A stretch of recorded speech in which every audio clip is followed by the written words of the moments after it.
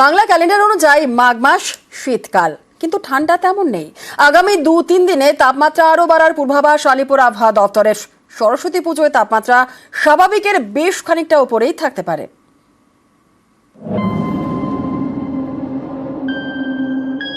এক মাঘে শীত যায় না, মাঘের শীতে বাঘ পালায়। যে মাঘের শীত নিয়ে এত কথা, সেই মাঘের মাঝামাঝি সময় শীত কই, উল্টে ঘামতে হচ্ছে যে।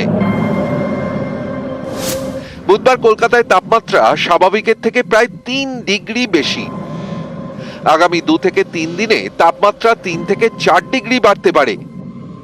সরস্বতী পুজোর রাতে কলকাতার তাপমাত্রা পৌঁছতে পারে 20 ডিগ্রির ঘরে। তবে সরস্বতী পুজোর সকালে কুয়াশা থাকার পূর্বাভাস আলিপুর আবহাওয়া দপ্তরের।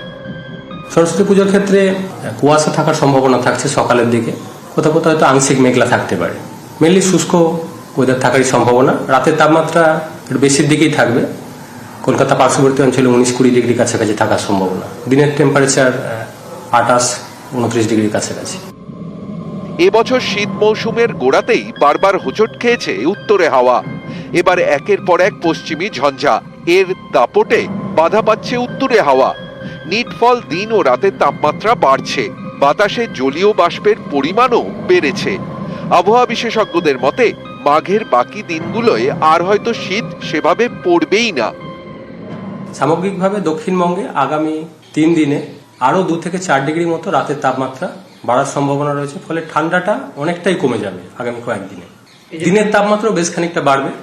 4 তারিখ নাগাদ গিয়ে হয়তো কিছুটা আবার কমবে, কিন্তু 15 ডিগ্রি নিচে নামার সম্ভাবনা কমই থাকছে, যেহেতু ফেব্রুয়ারি মাস সামনেই রয়েছে। নিউজ 18 বাংলা।